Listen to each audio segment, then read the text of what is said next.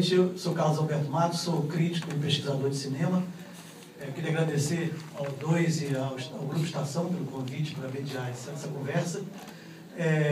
E antes de passar a palavra para eles, eu queria só rapidamente comentar, assim, lembrar que esse filme estreia amanhã, né, nos cinemas, que é importante que a gente fale, que a gente espalhe a notícia de que a gente não sabe quanto tempo ele vai ficar em cartaz, porque o documentário, em geral, os filmes estão ficando muito pouco tempo em cartaz, a não ser os grandes blockbusters, né?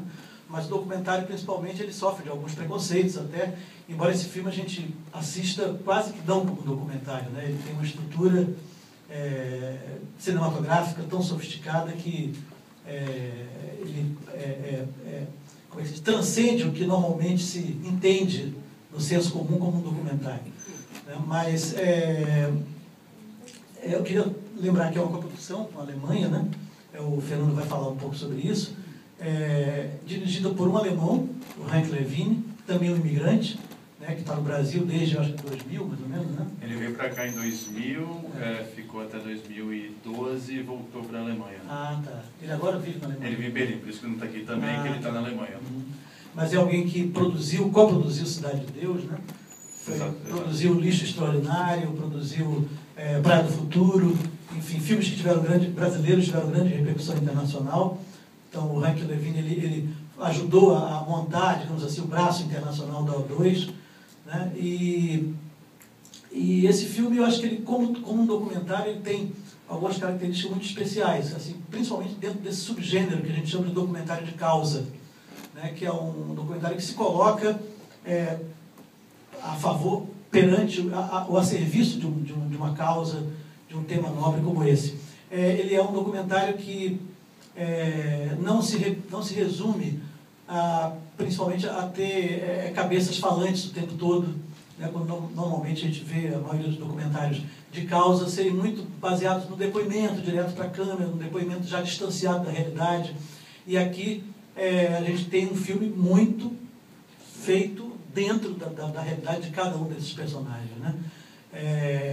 Em que eles estão afirmando, eles estão em ação o tempo todo. Isso também é outra característica bacana do filme, que ele não vê o refugiado como uma vítima apenas, né? É uma tendência que também se tem a paternalizar, a ter um certo sentimentalismo de tratar o refugiado como alguém que precisa de ser ajudado e tal, claro que precisa, mas esses personagens, eles estão muito inspiradores para o próprio universo dos refugiados, porque eles estão num processo de afirmação permanente de sua condição, de sua luta. Eles estão desafiando os limites de sua condição, de sua situação, cada uma à sua maneira, né? Uns muito pequenininhos, como as mulheres que vão atirar pedrinhas na direção dos soldados lá no muro do Sahrawi, no Marrocos, da Argélia, na fronteira da Argélia, fronteira com o Marrocos, como até o ativista do Togo, a Napoli, na Alemanha, falando em nome dos refugiados, etc. Então é um filme muito inspirador, muito baseado na ação, na afirmação, em personagens que são muito fortes e que estão distantes desse papel da mera vítima, né? Então eu queria começar pedindo ao Fernando que comentasse um pouco como foi essa produção. Eu queria que você falasse qual é o seu background no cinema e comentasse um pouco como foi essa produção em 7 países, durante 2 anos, acompanhando personagens, vários personagens, em distintas situações, em vários idiomas, né? Eu não sei se você acompanhou a produção em loco, Eu mas fiz a produção de campo fala também. um pouquinho para a gente como é que foi isso. Bom, muito obrigado. Isso é um processo de muito tempo, foram anos. O Hank teve a ideia em 2008, uma viagem que ele fez para o Senegal, que, enfim, ele foi para lá pesquisar uma situação de pesqueiros senegalenses que não conseguiam mais fazer a pesca porque toda a costa tinha sido vendida pelo governo para navios enormes. Então a pesca de subsistência deixou de existir, e o que eles começaram a fazer é usar os barcos de pesca para cruzar para ilhas espanholas. Enfim, nesse momento, esse contato, ele entendeu que tinha um começo de movimento, e a gente sempre quis fazer isso pensando numa dimensão global. Em 2011 a gente se juntou, tinha recém-voltado de uma produção que a gente viajou o mundo inteiro trabalhando com ONGs, documentando o trabalho de ONGs. Então tinha essa experiência global, com essa ideia do refúgio, que para mim era uma temática nova. A gente começou a desenvolver a pesquisa, e aí foram 3 anos identificando regiões e locais que a gente queria filmar. A gente começou com 12 regiões, que a gente, enfim, entendeu que não tinha como colocar num filme, tanto por questão de orçamento, como por questão de narrativa, que não teria como encaixar tudo. A gente foi reduzindo para identificar esses 6 locais, e aí em 2014 começou a produção, que foram esses 2 anos acompanhando os personagens. Mas quando vocês começaram a produção, vocês já tinham escolhido os personagens ou os personagens foram escolhidos na montagem? A gente fez uma pesquisa, então os personagens da Alemanha e do Brasil estavam mais próximos, era mais fácil, a gente, enfim, estava em contato, conseguia buscar essas pessoas. Na questão do Mianmar, do Saara Ocidental, a gente tinha um produtor local que ajudava a fazer uma seleção de pessoas, a gente só conhecia quando chegava. Então a gente já ia com a equipe, enfim, não é mais indicado, a gente já ia com a equipe, passava 4, 5 dias com a pessoa, que eram vários na verdade, a gente começava a criar essa relação para então começar a filmar e ver se a pessoa também estava disposta. Tem muito esse lance do quanto que cada um está disposto a compartilhar, porque eu acho que é uma situação muito pessoal, todo mundo, acho, principalmente no caso dos sírios, que tem pela família que ficou, então sempre tem esse lance, esse respeito também de entender como é que cada um está disposto a falar com a câmera. Arriscar também, tem um certo risco sempre nisso. A questão do Nizar, por exemplo, essa coisa do militar, ele não pode falar, a gente podia indicar a situação, mas é uma coisa que ele não poderia falar por saber que a família continuava na Síria e que poderia colocar em risco a família. Acho que tem muita gente, enfim, a grande parte estava nessa situação, então acho que por isso que eu falei no começo, acho que são pessoas de coragem, porque, querendo ou não, é uma coisa de muita coragem você compartilhar a vida dessa maneira, sabendo que vai chegar num público, enfim, você está sujeito a julgamento, mas eu acho que todos abraçaram e entenderam a causa do filme, que é essa ferramenta de discussão. Então, acho que não é um filme político, como você falou, acho que não estou num lado, são as histórias humanas que conduzem a narrativa, para que isso possa gerar discussão. Enfim, a gente acha que como sociedade entender a melhor maneira de lidar com a questão do refúgio. Beleza. A gente vai voltar ao Fernando. Eu queria introduzir aqui o Hadi e a Tatiana na conversa e pedir que vocês... a personagem que está no Brasil no filme é uma síria, né? Sim. Então eu queria que vocês começassem primeiro apresentando a Abraço Cultural, né? O que faz essa ONG, essa escola, qual é o diferencial, o que vocês... oferecem, né? E depois que o Hadi conversasse um pouco como você se viu nesse filme, como você se viu nessa personagem. Eu vi você ali vibrando e sorrindo e acompanhando algumas coisas com interesse especial. Eu queria que você comentasse um pouco o filme do seu ponto de vista também. Oi, boa noite. Queria primeiro agradecer ao Fernando pelo convite. É muito importante a gente ter essa conversa, essa discussão sobre refúgio. É um filme muito, muito bacana e realmente muito grandioso, assim. E ter a oportunidade de estar falando, debatendo, é realmente muito, muito legal.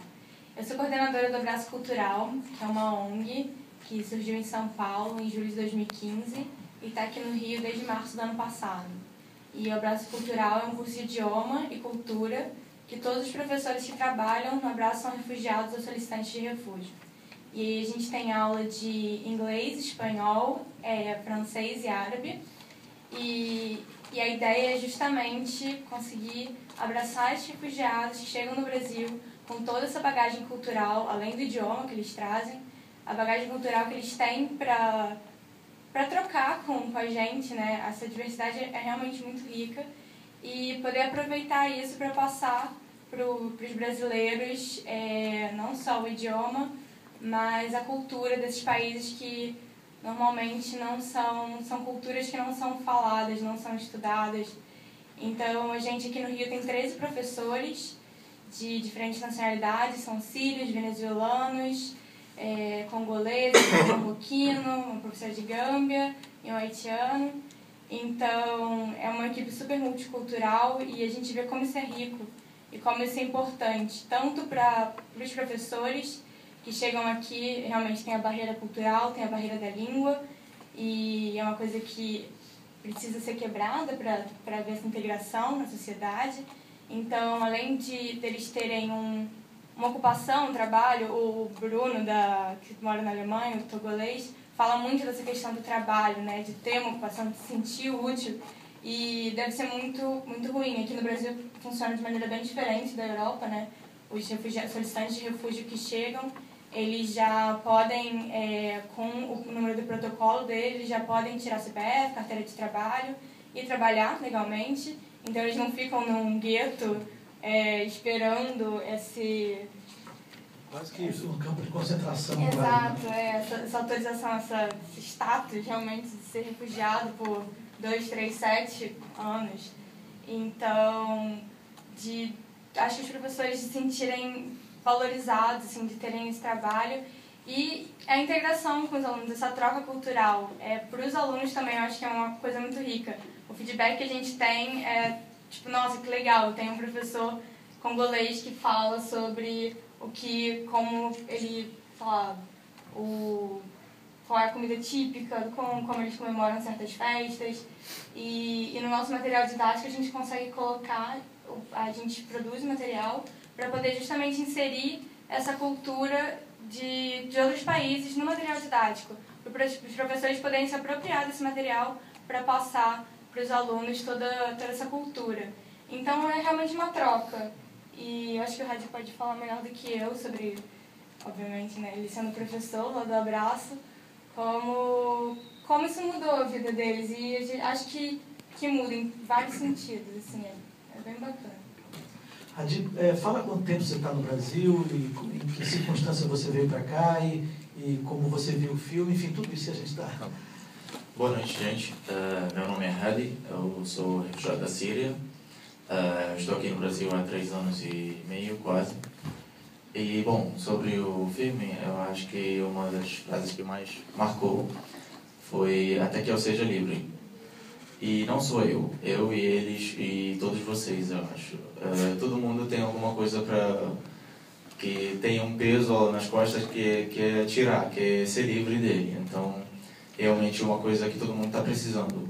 E também justamente o que o filme está mostrando, que todos eles compartilham uma coisa, que é o coração. Eles hoje estão numa situação diferente, num país diferente, tentando ter coisas diferentes, mas todos eles têm um coração que fica triste, que fica feliz, que tem saudade, que tem medo, e todos nós também. Então não podemos olhar para um refugiado diferente do outro. Não podemos olhar, a Síria tem mais refugiados fora, então tadinho do sírio mais do que o congolês, ou sei lá. Porque todos eles têm uma situação que está deixando o coração dele triste, com saudade, com medo. Então eu posso tratar as pessoas com um coração que eu quero ajudar. Agora, na hora que eu vou ajudar, aí eu posso me deixar um pouquinho colocando prioridades. Aí, por exemplo, quem perdeu a casa e saiu, não vai pensar onde eu vou, onde é mais confortável. Ele só vai sair para estar protegido com um teto. Aí a situação dele vai estar bem pior do que, por exemplo, não está tendo oportunidade na vida em um país por causa do preconceito, por causa alguma coisa, e quer sair para procurar uma vida mais confortável. E na verdade o que a gente percebeu que os 2 refugiados que estão no Brasil tentando sair depois. Mesmo assim, eles chegaram no Brasil porque era um ponto que estavam procurando qualquer lugar para estar mais seguro, com mais segurança. E quando melhorou o ponto, eles estão procurando o melhor. E normal, qualquer pessoa vai fazer isso. Só que também cada pessoa tem a visão dela sobre o que ela está tendo. Então, por isso eu acho, na minha opinião, que o Brasil é um dos melhores países do mundo que estão recebendo refugiados. Porque o que a maioria está sofrendo não é todo mundo está querendo as mesmas coisas, mas quando você está num país e você percebe que você está tratado que nem o povo do país, aí você fica feliz. Tipo, eu estou aqui, tudo bem, eu posso não ter muita coisa, por exemplo, que nem meus amigos que estão na Europa. Ele vai ter uma casa, um salário, vai estudar, não vai precisar trabalhar, daqui a pouco compra coisas, carro e tal.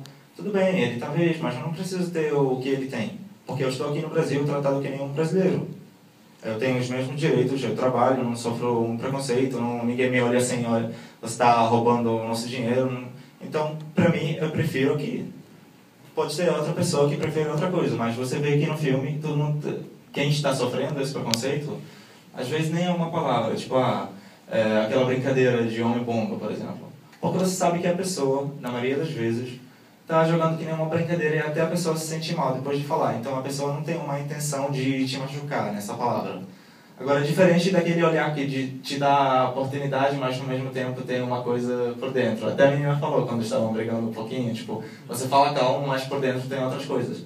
Não é que eu estou concordando, assim, não. Ele também estava falando certo, que nem todo mundo é ruim. Você não pode negar que tem pessoas legais no mundo todo. Mas essa visão de diferenciar. A gente precisa olhar o mesmo olhar para todo mundo.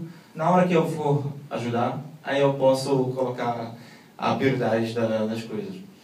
E isso que eu sinto sobre o abraço cultural, ela falou que é uma troca, é realmente uma troca, porque deixa você sentir que você tem um valor entre as pessoas. Por exemplo, eu prefiro estar aqui, trabalhando, estudando, ao mesmo tempo eu faço direção teatral na UFRJ, e eu trabalho no abraço cultural e estou vivendo bem. Tudo bem, é uma correria, tipo, fica só trabalhando, estudando, mas estou feliz, eu estou fazendo isso sentindo a minha força. É diferente de eu estar numa casa confortável, recebendo dinheiro do governo para fazer minhas coisas, e eu vou me sentir diferente, eu vou continuar a me sentir diferente entre as pessoas. Porque eu vou sair na rua, eu sei que eu não estou trabalhando para isso. Eu sei que tem outras pessoas que estão se esforçando mais do que eu. Então, não. Aqui eu estou me esforçando para ter a volta. Então, no abraço cultural, não é uma coisa que vem, tadinho, você é refugiado, vem trabalhar e fazer as coisas fáceis. Não. Eles te dá a oportunidade, te dá um espaço para você trabalhar, para você falar das suas ideias, passar a sua cultura, que te dá muito prazer também passar a sua cultura para pessoas interessadas nela. Então você sente essa felicidade, que eu acho que é muito maior do que muitas coisas que você pode receber ela sentado na sua casa ou em algum lugar que alguém ofereceu para você. Muito bem, Posso só complementar uma coisa? Eu acho que até teve um debate ontem em São Paulo e foi um ponto que foi levantado, que é a questão que o Brasil é muito fácil para você chegar, que concede vistos humanitários, mas o pós-chegada é difícil porque você não tem nenhum auxílio do governo. Acho que é muito, enfim, né, cabe a cada um buscar a sua oportunidade, buscar seu trabalho. Versus na Alemanha, que é muito difícil você chegar, porém você chega lá e tem esse auxílio que você, enfim, ganha hospedagem, ganha um salário e que você fica mais tranquilo. Acho que o filme mostra que nenhum dos dois é um cenário ideal ainda. Eu acho que essa busca, esse entendimento e também entender o que seria um balanço de... Enfim, mas por isso exatamente eu falei, quando você sente que você está tratado que nem todo mundo no mesmo país, que você tem os mesmos direitos, aí a diferença de uma pessoa para outra, o que a pessoa quer? Uma pessoa que saiu para procurar um lar, uma pessoa saiu para procurar a beleza do mundo, a natureza, pessoas, aí vai procurar cada um no lugar dele, mas você ter essa liberdade para escolher o seu lugar ou para tentar chegar no seu lugar, já é ótimo. Então só precisando desse espaço, às vezes não precisa de dinheiro ou de apoio, precisa de uma liberdade.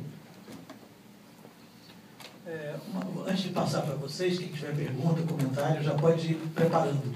Eu queria só comentar uma coisa que o filme também deixa entrever, deixa claro, aliás, é que o conceito de refugiado não é homogêneo, não é o refugiado e ponto, né? Você tem vários tipos de refugiados, você tem várias intenções no refúgio, né? Você tem as pessoas que estão saindo em busca de se instalar em um outro lugar e construir um novo lar. Tem outros que estão apenas tentando chegar num ponto, mas estão passando por ali de passagem, por vários outros escalas, digamos, são escalas, né, no sentido de chegar a um outro ponto final. E tem aqueles que querem retornar à sua casa, que estão refugiados mas o desejo deles é voltar sempre, não se instalar e ficar bem, e ficar melhor e construir um novo lar. Então existe essa diferença que eu acho que enriquece muito a ideia que a gente faz, né, de refugiado como uma coisa homogênea, como uma coisa só. Né? Não sei se vocês têm alguma coisa a comentar sobre isso, mas se não tiverem, por favor, estejam à vontade para... Eu tenho. Até voltando à sua primeira pergunta, enfim, esse filme tem 1h30, a gente tem mais de 400 horas de material. Então, ao longo desses anos foi muito material, então o que a gente vê aqui é um recorte muito pequeno do que foi filmado. Enfim, tem muito mais personagens, países que a gente foi filmar, acabou não entrando no corte. Mas a gente sempre tentou seguir uma linha, enfim, tem uma definição formal do que é um refugiado, que é de acordo com a Convenção da ONU. Só que hoje em dia eu acho que o mundo mudando tanto, questão de mudanças climáticas, enfim, que já está puxando para um lado de também justificar a questão do refúgio, eu acho que é muito mais complexo essa linha entre imigrante e refugiado, que eu acho que até o que você fala, essa coisa da liberdade da pessoa poder escolher um lugar que faça mais sentido. Então a gente tentou se atentar a essa definição, porém acho que tem alguns personagens tipo a Nápoles, que eu acho que ela fleta com uma linha ali que não fica muito claro também se ela é uma refugiada ou não é, mas que eu acho que essa não deveria ser a discussão. A gente gosta de colocar pessoas em categorias, mas que não é isso. A questão é, enfim, o que está por trás da pessoa tá fazendo essa escolha e o poder de fazer essa escolha. Que é você ter várias histórias que vão sendo entrelaçadas, e isso cria um efeito incrível, porque uma história vai alimentando a outra, né? Em vez de você ter cada história separadamente, do início ao fim, você tem uma cadeia que vai se formando, em que parece que uma história vai somando com a outra, e no final você tem a impressão de que tudo aquilo é uma grande história só, né? É uma grande história só, onde cada pedacinho é construído por um personagem, por um país, por uma situação. Muito interessante, muito bonita essa estrutura narrativa também.